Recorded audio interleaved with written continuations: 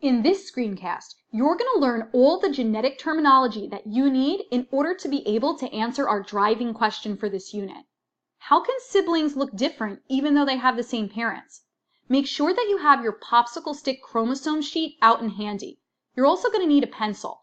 Anytime that something comes on the screen in red, that's a signal that it's really important, so copy it down onto your sheet. Let's get started.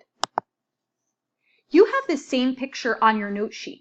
In this picture, you can see the popsicle sticks that we used in our last activity, where we were using the popsicle sticks to represent the chromosomes of Mendel's pea plant.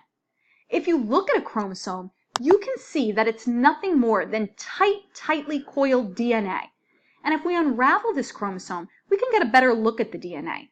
We can see that it actually looks like a twisted ladder. We call that a double helix. And if we untwist the ladder even further, you can see that there's nucleotides in a specific order. These nucleotides in a specific order sometimes code for a specific trait. We call these genes. And genes are these pieces of your DNA that code for a trait. They're found all along the DNA molecule at different points. Not all of your DNA is a gene, just pieces that are really important that code for a trait. All right, let's get to some terms that we need to know. The first term that I'm going to introduce is the word allele. You've come across this before. Remember when we used our chromosomes or our popsicle sticks in the activity? We had a chromosome with this capital letter T and another chromosome with this lowercase letter t. These we said were genes. One was a tall gene and one was a short gene. Since these are different forms of a gene, the gene for height, we call those alleles. So sometimes you'll hear the word allele and gene used interchangeably. Everyone has two alleles or genes from a trait. Remember, you inherit one of your chromosomes with genes on it from your mother, and you get the other chromosome with genes on it from your father. So one allele comes from mom, and the other one comes from dad. Now, there are two kinds of alleles, and we learned this in the activity. The dominant allele is the allele that always shows when present. It's usually represented by a capital letter. Remember, we used an allele to represent the gene for tall, and we used the capital letter T.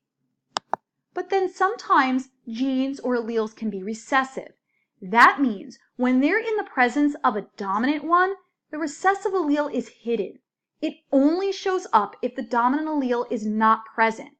And we use a lowercase letter of the dominant trait to represent that allele.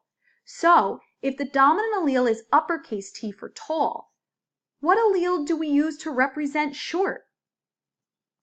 Good, lowercase t, not S. Remember, we keep the same letter, just two different forms, uppercase for the dominant allele and the lowercase letter for the recessive allele.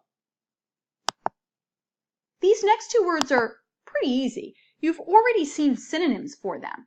Like when we talked about Mendel's pea plants being purebred, it meant that they had two of the same alleles for a gene.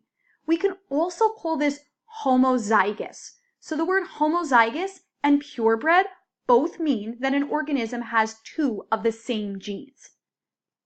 Now, if you see the word hybrid, that's a synonym for heterozygous. That means that an organism has two different alleles for a gene.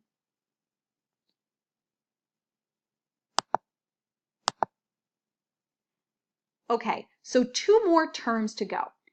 Phenotype. And you can see that I have the PH underlined.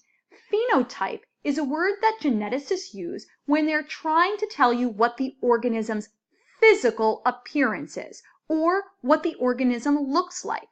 So, if an organism has the gene combination uppercase T, their phenotype or their physical appearance is that they will appear tall.